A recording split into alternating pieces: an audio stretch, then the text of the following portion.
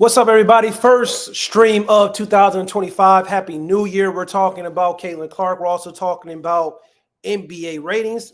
Kind of subway in between both when we talk about Caitlin Clark and the NBA ratings because she was on the New Heights podcast, the Kelsey Brothers podcast, and she gave some creative ideas on possibly how the NBA can improve their ratings, but also reasons why she believes that the NBA ratings have kind of dipped a little bit, even though we have seen an increase as well. And she also talks about, we'll be discussing today, her life-changing 2024 year. So this is her first kind of like, I would say, major podcast interview outside of her, and that wasn't really the Times Athlete Sports Person of the Year that she did, the interview that she did.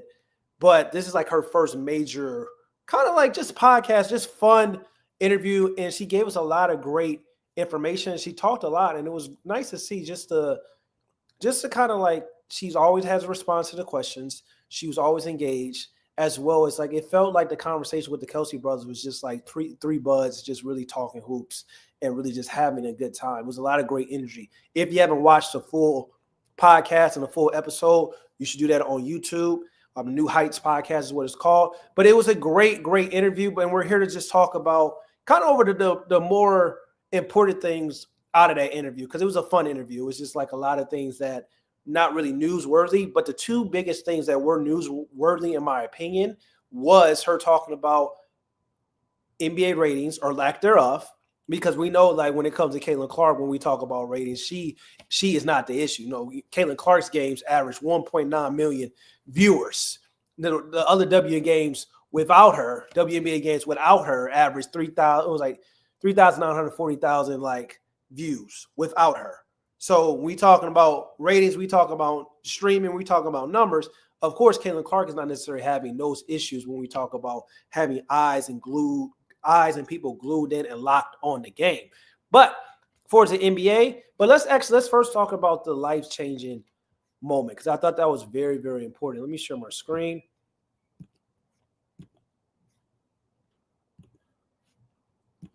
And let's get into it. This is what she said. I would say, like, I don't know, life-changing maybe? That's a great one.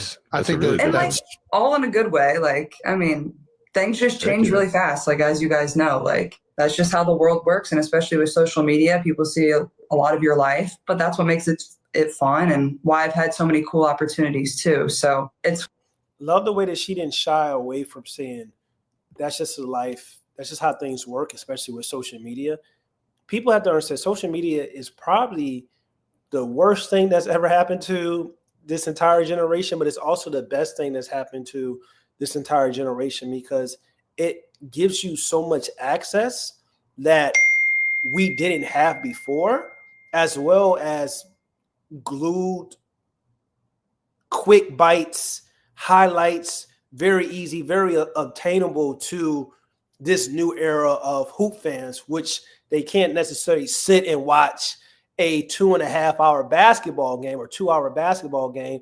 That's why they get a lot of information from social media, and they can see the big moments and the key moments that comes on social media as well. But she in this interview, her talking about like that's what comes with it, with everything life-changing, the exposure, taking the good and the bad, and she doesn't really harp on some of the negative commutations and negative things that people may feel or say about her when it comes on social media. She's really talking about the success of social media, and that's what comes with being a public figure and her having that access, and also being one of the biggest draws, if not the biggest draw in entire sports, regardless of the athlete that you're talking about. Caitlin Clark is probably the biggest draw right now globally when we talk about sports.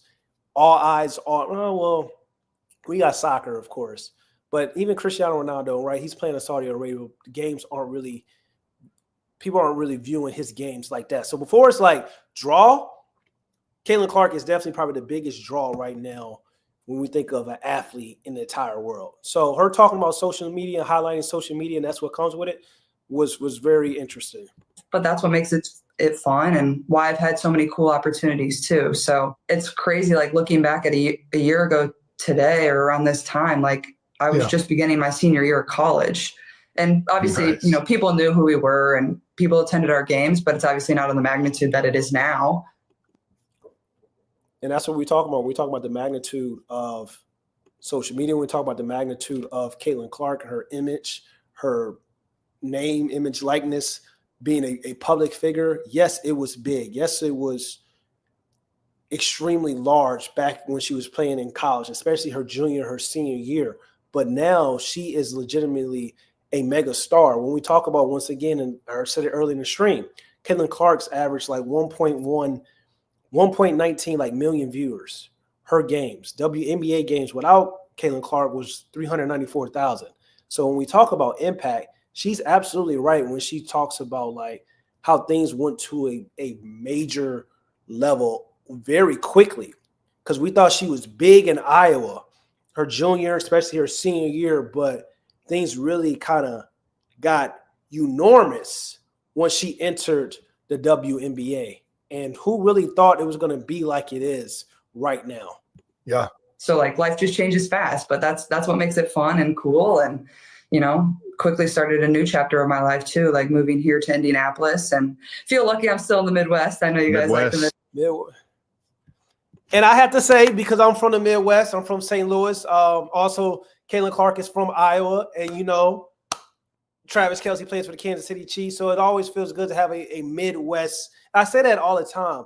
People rock these small market teams in small market regions in comparison to like the South or the West Coast or the East Coast. Like the Midwest is we show out, we show love, we have a lot of pride when we talk about the Midwest, because nobody really, even like people vacations, like they don't really travel to the Midwest. They really don't care about the Midwest. The Midwest is kind of like, what's in the Midwest? We're going bypass the Midwest, either go to the West Coast or go down to the South or to the East Coast. So her being from Iowa and having that connection with the Midwest and being drafted by the Indianapolis, in the city of playing in the city of Indianapolis, was very, very important and very, very great, because it gives the state of Indiana a chance for them to win a championship, but also to generate revenue. And Caitlin Clark, in 42 games, 40 games this season, I believe, it was 40 games this season, $39 million of revenue was generated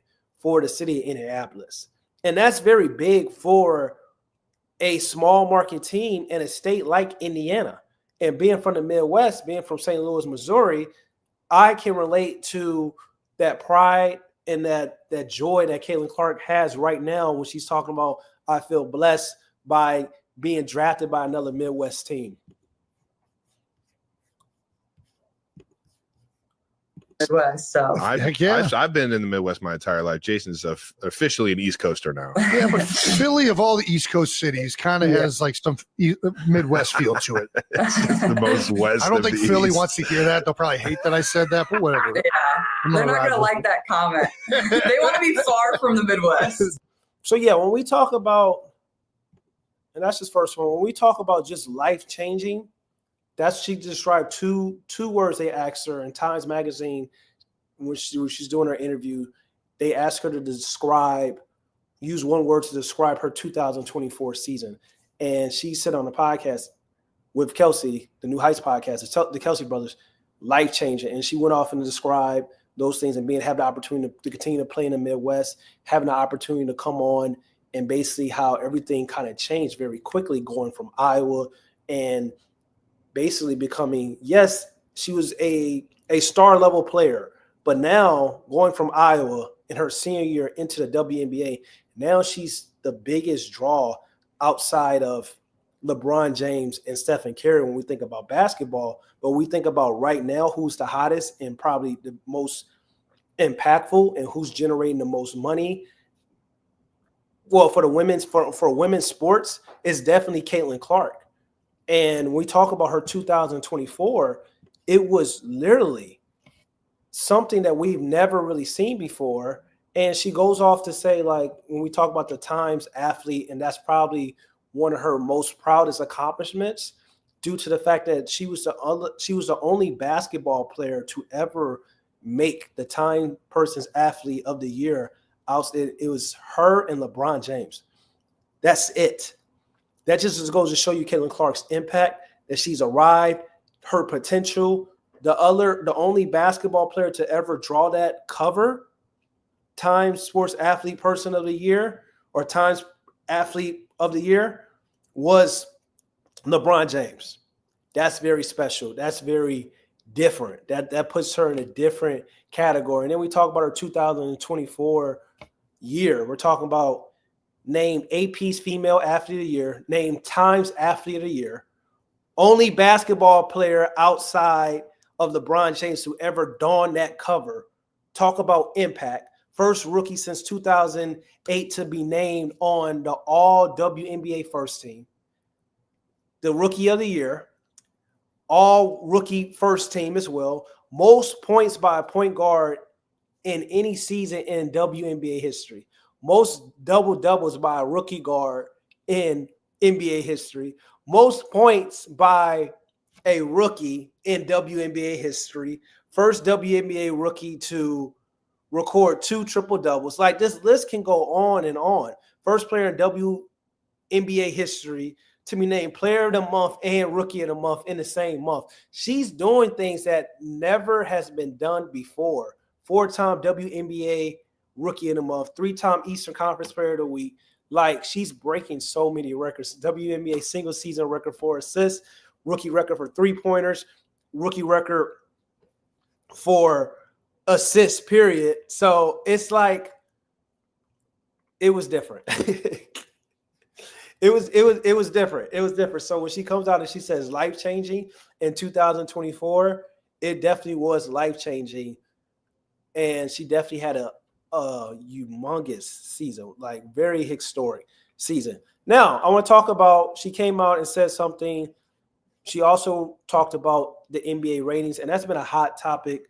That's been a hot topic right now. People talking about the NBA ratings. You know, the NBA ratings have kind of improved. And it's a lot of major reasons why the NBA ratings are what they are. But I'm going to let you hear what she had to say, and I'm going to kind of break it down, and I'll give you my commentary on some of the things that the real true reasons why I believe that the NBA ratings are down. But let me share the screen.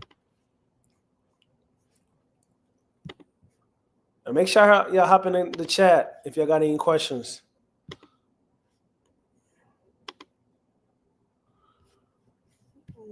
Let's see. Let's get to it.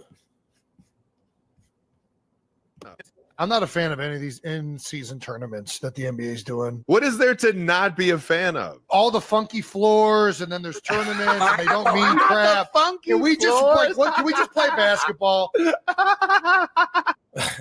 I think I think he's just speaking from like the color scheme aspect, but the in-season tournaments have made the regular season more exciting for the NBA, I feel. And also the WNBA too. I'm getting like a migraine looking at the neon green floor. It's been in the news a lot recently that the NBA ratings are down. Should we brainstorm a few ideas to bring back ratings into the NBA? What do you think? I've been asking a lot of people about this and why they think they're down. She gives a very unique perspective that I'm interested in to see other people's opinion on. I would say, honestly, like I feel like the average just like basketball fan doesn't understand how good NBA players are, and they think it looks like they're not trying. I promise you they're trying. They're just like so good. Maybe people want more like beef and physicality, and people think it's gotten soft, but I think that's also because the skill has just changed, and like that's what's great about basketball. Like it's always evolving. What do you think? So, and I 100% agree with that sentiment, because of the fact of the matter is we are in the modern day game, and it's the most skilled the game has ever been in a variety of different ways. But also it's more skilled in a way which allows players to dominate due to the fact of the way the game is strategized across the board, from the front office to the coaches to the impact on the basketball court. And what I mean by that is everybody uses analytics, and the math says layups and threes, and having a team that can execute that equation on the basketball court allows your team to have success and allows your team to dominate in ways that has never been in the NBA before, due to teams used to having different play styles, team used to having more traditional bigs on the basketball court, It was a traditional point guards as well. It was a whole lot of just teams having different styles of play. Like right now, we see the same style of play in the NBA. So Caitlin Clark is extremely right when she talks about like the casual viewers is like feels like it's so easy for people to score and people don't understand how good and talented these players are. I think that is true, but also it's like when you can't touch anybody, when you can't get physical with anybody, and she talked about that, like they feel like it's no beef, all the players like each other. And in comparison to the WNBA, where you have everything is predicated off these women's skill set on the basketball court, but they also have teams with different makeups, teams that have different styles, teams that got two bigs, one big, teams that's playing extremely fast with a lot of pace, up and down, 7 seconds or less, similar to the Indiana Fever, teams that are defensive oriented like the Connecticut Sun last year. And we had two bigs with the Chicago Sky and Reese and Cardoso. Like we have a lot of different teams and a lot of different play styles in the WNBA, and it's a more physical game in comparison to the NBA right now. So I think she's 100% right in that aspect. Like the casual viewers don't understand how good these players are, but I also feel like that's not an excuse for the product that we see on the basketball court, because of the fact of the matter is all these teams want to play very, very similar. And I don't think it's an issue or a problem when we talk about teams playing the same way. The issue comes when you got the bad teams trying to play like the Boston Celtics. It doesn't work. It doesn't look great when you see the Washington Wizards trying to play like the Boston Celtics because they don't have the personnel and the makeup to actually do that. But it looks damn good when the Boston Celtics do it. It looks damn good when the Golden State Warriors are cooking. It looks damn good when you got the San Antonio Spurs with the passing, the cut, and the ball movement. And it looks really, really good. It's a beautiful brand of basketball. But when you got every team trying to play that way, even your lower tier teams, when it's just like, what the hell are we doing? And it's like it doesn't make any sense, and it makes the game looks very, very nasty to watch, even though it's just kind of like it's no rhythm. It's like you got a player that will go take 5 threes in a row, miss 5, then go hit another 2, then miss 6, and then go hit another 1. It's just like it's very robotic, and the game is very, very spaced out. But I'm gonna get into some more reasons why I feel like as well when we talk about the Raiders. That's just a little bit About a 4-point line. I love that. Let's do it. That's a great idea. Genius. That is genius. I mean, of course, Caitlin Clark would think a 4-point line would be great if Adam Silver kind of introduced it.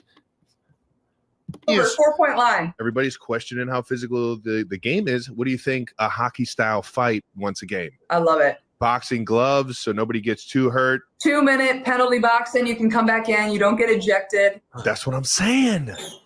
So yeah, that's that on that. That was those last two were not really doing that. But of course, talking about the 4-point line, that's been kind of thrown. That idea's been thrown out. I think you should probably make the corner threes a little longer if you could do some designs on the court and make the court a little wider and make the corner 3 not the easiest shot in basketball if you're capable of hitting it, because it's the shortest distance line from the 3-point line. But 4-point line, I don't really, Caitlin Clark saying that because if the NBA has a 4-point line, then the WNBA probably want to do a 4-point line. And she's a 4-level scorer, which is a rare breed. So extending all that range for the NBA, it's only a certain guys that are going to really be able to hit and make that shot consistently. And it's only about 2 or 3 in the NBA right now. And you got Caitlin Clark and Sabrina in the WNBA game. So I don't really think the 4-point line is necessarily going to fix the ratings problem or the ratings issue that some people, want to say. But it was very interesting hearing Caitlin Clark's thoughts and talking about the NBA and the ratings and things of that nature. But I also feel like one of the problems is when we talk about NBA ratings that I wish they would have kind of touched on. But once again, New Heights podcast is a very fun podcast. They talked about a lot of, quirky stuff. But the ratings part and Caitlin Clark said life-changing, her years life-changing. We already kind of went over that early in the stream. That was the biggest things out of that podcast and interview. But for us, the NBA ratings, nostalgia also plays a big part. People want to see bruisers. People want to see undersized bigs and power forwards. And this is no shade because Zach Randolph was a bucket or problem. But it's just like people don't really want to see that because if they really want to see that, people will love Julius Randle. And they don't love Julius Randle. So that's not really what people want to see. They want to see more defense. They want to see more physicality. They want to see players get after it head-to-head and guard their matchups and take head-to-head games more serious when we talk about marquee matchups. They don't want to see guys being on the bench. They want to see the production of the NBA look like it used to look from 2015 and from the 2000s to 2015, the production of the NBA, how they used to hype up regular season games, how they used to hype up playoff games. We missed the overall production that the NBA used to, the attention to detail that they used to put in their games. I think that's what they want to see. And I also think they just want to see more defense. Maybe we get rid of the 3 in the key and allow it to be 5. Maybe you start letting the ball, if the ball's in play, hits the rim, you can knock it off.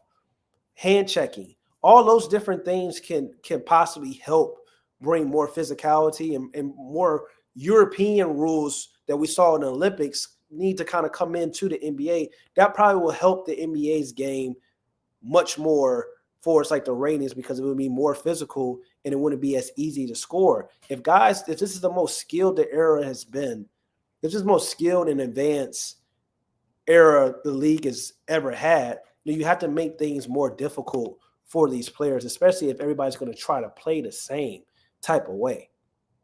So I think that's what the NBA kind of needs to do.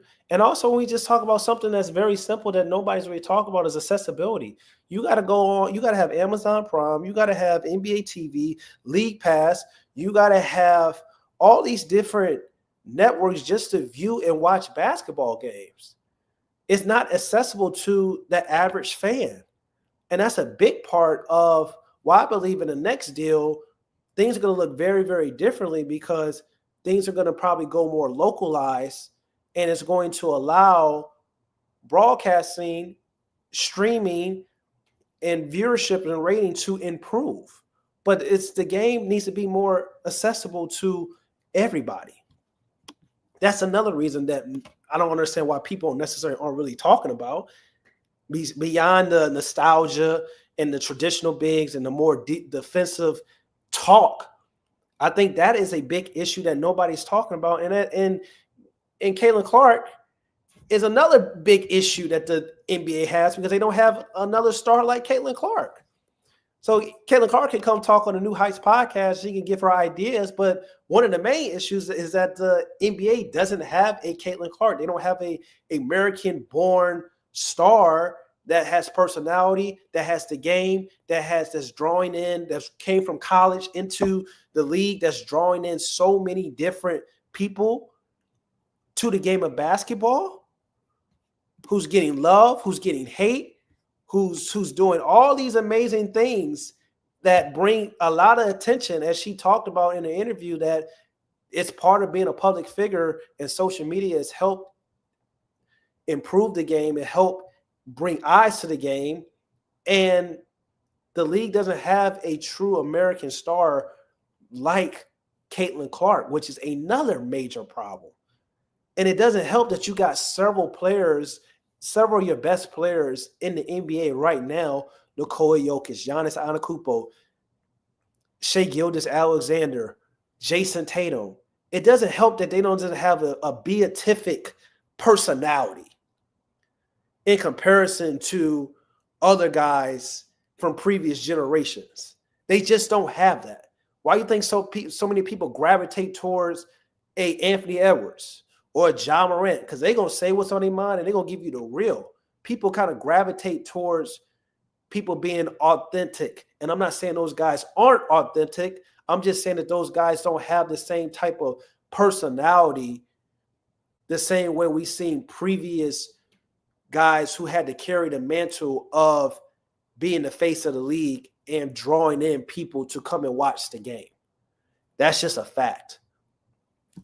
So I think those are all the reasons when we talk about the NBA ratings and reasons why the NBA ratings are what they are. And that's just the truth. And it's easy for Caitlin Clark to come on and have a podcast and have fun and talk to the Kelsey brothers and be like, yeah, they should do this, they should do that, they should do that. But the biggest reason is just like Adam Silver's like, we want you, but we can't have you because you're in the WNBA. Like, we need you.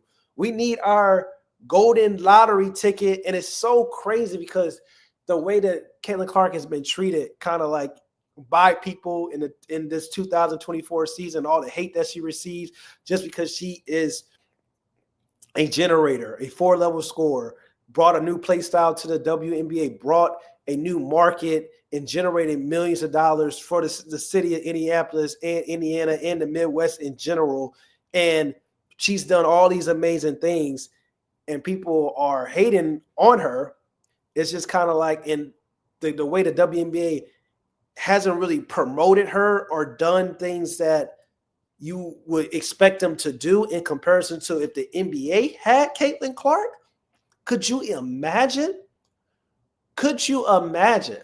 So that's just something to think about when we talk about like the reasons why the NBA ratings are down.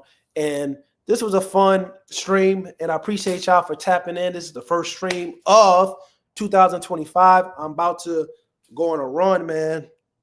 Make sure you like, comment, and subscribe. Also follow me on AKISS NBA, where we talk about the NBA, talk about the WNBA 24/7 on all the platforms. I'm talking TikTok, Instagram, most importantly Threads as well. Don't really be on Twitter that much.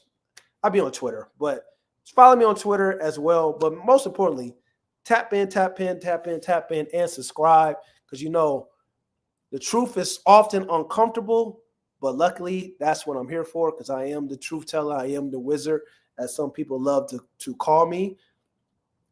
And always remember, faith without works is dead, and trust in the Lord with all your heart. Lean not unto your own understanding, and always acknowledge him, and he will direct your path. God bless. I will see y'all very, very soon.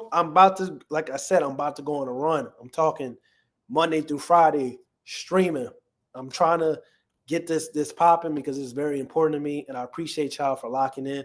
And I love giving my commentary and my analysis on the game. For those that are new, that don't know me, I worked in the sports industry, worked for the NBA, worked for the Brooklyn Nets, used to serve as Slam's first ever talent for one of their NBA podcasts where I was interviewing Tracy McGrady, Kendra Perkins, Sean Marion, all those great people. Now I'm kind of doing this independent thing when we talk about analyzing and commentary. And I hope y'all lock in and support the journey. I've been on this journey a while, decade in the game, but it's time for me to lock in and to build something special and amazing for myself and for all the truth tellers and the people that loves basketball, not the narratives, not the bullshit ass trying to make things into a race war, not people that want to talk about hating on players and just not liking players and always a constant bashing between players like the Skip Bayless of the world. We're not doing none of that. Basketball is basketball, and that's how we keep it on this side. And I appreciate y'all. Once again, I'm gone, man. Peace.